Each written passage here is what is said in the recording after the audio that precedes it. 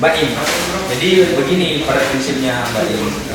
Pada prinsipnya kita manusia ini kan tinggal cara mengkomunikasikan. Mau entah dia itu pejabat atau tidak, atau dia rakyat biasa. Kalau kita mengeksplor atau menggali potensi yang ada itu, tinggal variasi kata yang kita mau sampaikan sama masyarakat. Artinya begini, kalau dia masyarakat yang notabene-nya bahasa pasar, jangan terlalu baku dalam pengambilan kosakata yang kita ambil dalam menggali sumber informasi atau keterangan dari masyarakat. Nah, sehingga hidup suasana. Tapi kalau kita formalistik semua di dalam proses komunikasinya, di dalam gelagat gestur tubuh kita, itu kan akan kelihatan bahwa orang ini lagi tidak senang sama saya. Makanya kalau gestur tubuh kita itu menggambarkan bahwa kita tidak senang, kan hati ini yang menilai. Jadi kalau saya pendekatannya adalah bukan saja pendekatan rasionalitas yang dikedepankan dari sisi pikiran, tapi sentuh hatinya. Makanya kalau kita sentuh hatinya, orang itu akan bekerja di luar kesadarannya. Nah, itulah pendekatan-pendekatan yang selama ini saya lakukan. Tapi banyak yang membuat opini bahwa Pak Wakil ini seperti ini pencitraan gitu. Nah, bagaimana tanggapannya Pak Wakil? Kalau pencitraan itu sesuatu yang diadakan secara mendadak. Itu kata pencitraan. Tapi kan orang yang baru bertemu dengan saya itu pasti mungkin persepsi itu bisa lokal. Tapi kita tidak boleh paksa orang untuk mengikuti apa yang ada di dalam alur berpikir dan perilaku kita. Tapi kita ya bekerja saja. Masalah dia mengatakan itu adalah pencitraan, itu adalah proses mencari simpati, itu urusan dia. Urusan kita adalah bekerja berdasarkan apa yang ada di dalam diri kita, apa yang selama ini kita kerjakan. Karena nanti suatu waktu orang akan menilai bahwa apakah ini pencitraan atau apa ini sesuatu yang memang lahir dari dalam diri seseorang. Oleh karena itu kalau saya mungkin kalau dia mengategorikan tanda kutip pencitraan dari sisi apanya, kalau ketemu orang senyum di batangan, apakah hari ini saja saya kerjakan?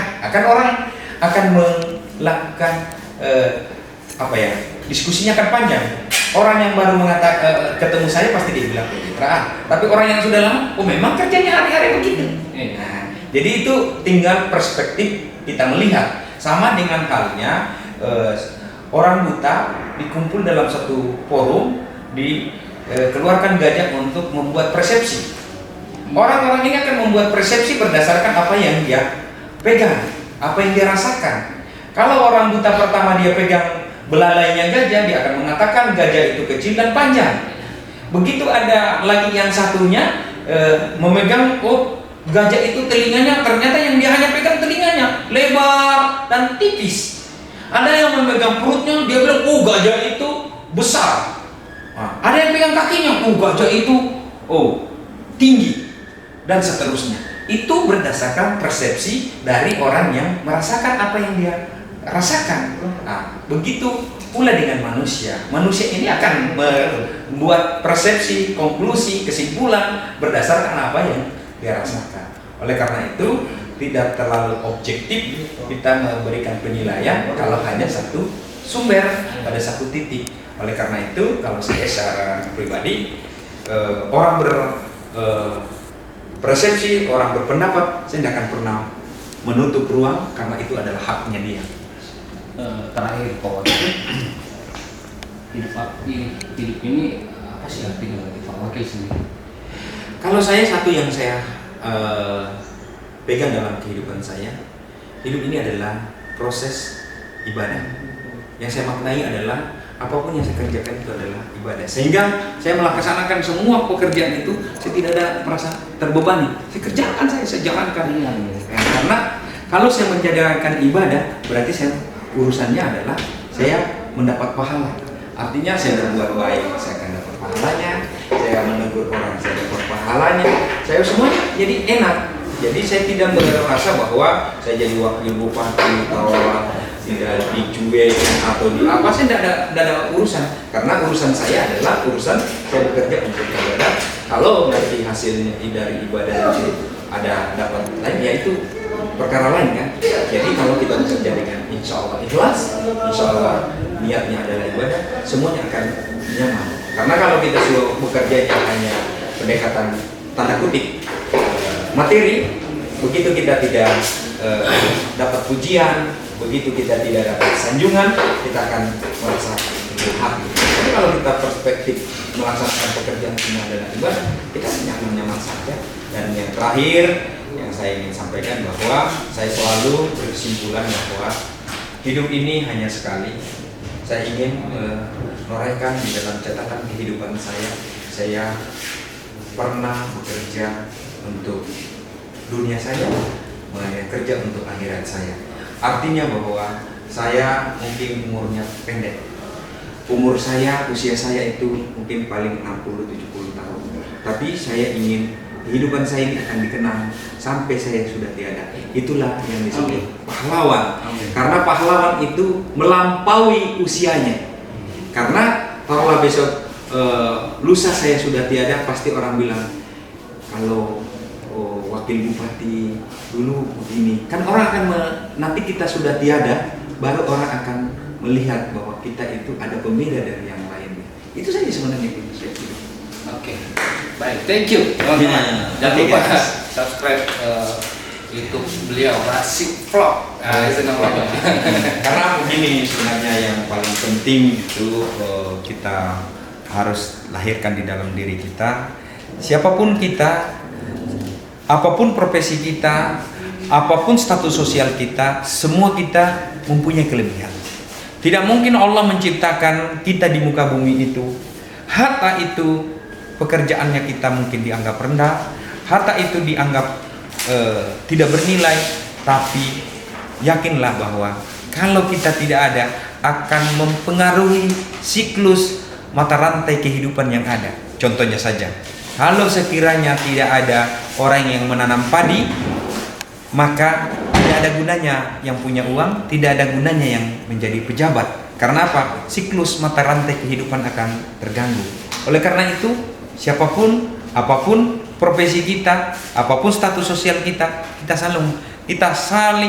harus saling menghormati dan menghargai satu sama lainnya. Yang menjadi pejabat kalau tidak ada rakyat, kau bisa jadi pejabat? Yang jadi rakyat kalau tidak ada pemimpin, siapa yang atur? Kacau balau kita. Oleh karena itu, siklus kehidupan mata rantai kehidupan ini harus kita saling menghargai. Yang pejabat menghargai rakyatnya, yang rakyatnya juga menghormati pejabatnya. Tapi bagaimana mau dihormati dengan rakyatnya kalau kita menjadi pejabat brengsek? Brengsek, dalam artian brengsek seperti apa ini Pak? Kalau brengsek itu kan, ya itu waktu mau dipilih datang mengemis-ngemis sama masyarakat, pilih saya apa semua, itu yang saya katakan pencitraan sebenarnya. Pada waktu kau belum dipilih, bagusnya sama masyarakat. Begitu sudah dipilih, apa dia bilang masyarakat? Kacanya saja tidak turun. Dulu sebelum mau dipilih, jauh. Boleh, kalau saya mungkin terlalu subjektif kalau saya katakan diri saya begini. Tapi boleh dicek di kampung. Alhamdulillah, ya kalaupun ada orang dari 1000 mungkin populasi yang ditanyakan, kalau mungkin ada yang tidak senang, pastilah. Tapi saya berupaya, ya kalau saya berupaya bekerja dan selalu aktivitas hari-hari saya itu yang minimal saya bisa menjadi tauladan, minimal kalaupun tidak sepenuhnya apa yang saya ucapkan dan saya kerjakan, minimal mendekati, karena kesempurnaan itu hanya milik Tuhan, milik Allah. Saya hanya berupaya untuk mendekati kesempurnaan itu. Ini kantor. Ini agak sedikit membahas lebih dalam. Ada isi semuanya. Gila, bisa duduk bareng sama jarang-jarang. Artinya mungkin pada prinsipnya hidup ini ya hanya kan mungkin orang banyak yang belum kenal saya. Saya begitu dilantik, sebelum dilantik saya diskusi dengan istri, dan saya waktu di provinsi saya itu kerja inginnya totalitas. Saya waktu dilantik di provinsi, saya menetap di kota, tapi setiap Jumat, Sabtu, Minggu dan Senin saya di kampung. Dan begitu sudah dinyatakan kami menang di pilkada, saya bilang sama istri, mau tidak mau ini adalah bagian dari kepedulian, bagian dari komitmen, bagian dari totalitas kita untuk mengurus dari kedekatan dengan rakyat, dengan masyarakat, dengan saudara-saudara kita, maka kita harus kembali ke negara. Makanya saya pernah begitu bisa anak-anak saya pindahkan, hanya yang ada kelas 6 dan kelas 3 SMA harus tinggal di kota karena mereka tidak bisa lagi dipindahkan. Saya harus begitu konsisten. Dan alhamdulillah anak-anak saya juga tinggal di kampung. Kami 2 bulan kami tinggal di Rujak. Setelah itu karena alasan satu dan lain hal, karena mama saya sakit, tidak ada yang harus urus, dan saya juga harus mengabdi sama ibu saya, karena saya bisa jadi hari ini karena kasih sayang dan doa ibu saya harus pulang tinggal di kampung. Dan alhamdulillah ya, saya itu adalah bentuk komitmen saya untuk Konawe Selatan. Seperti tadi saya katakan di atas bahwa Konawe Selatan ini sudah 18 tahun berdiri, tapi belum memberikan geliat atau perubahan yang signifikan di dalam sisi pemerintahan, di sisi pelayanan publik yang ada di Kota Andolo, dan pertumbuhan ekonomi juga, perputaran ekonomi masih hampir stagnan. Saya punya komitmen untuk, kalau Allah menakdirkan, hanya kan posisi saya ini wakil, saya tidak boleh melampaui kewenangan. Artinya kalau Allah menakdirkan, saya punya komitmen. Artinya saya siap meninggalkan hiruk pikuk kota, dan saya pulang harus tinggal di kampung. Karena Kota Andolo, Kota Punggaluku akan ramai apabila kita yang sudah menyatakan dirinya sebagai orang Konsel, yang mencari hidup di Konsel, maka tinggal dan menetap di Konsel bagian dari keberpihakan kita untuk melakukan rotasi dan perputaran ekonomi di kampung. Karena apa? Gaji saya, gaji dindaku, kalau kita tinggal di kampung, uang itu berputar, beli sayur, beli ikan, beli beras, dan beli segala-galanya, maka namanya trickle down effect itu akan terjadi. Konsepnya seperti itu. Lebet nih. Oke, bro. Nanti buatkan kita jadwal toh.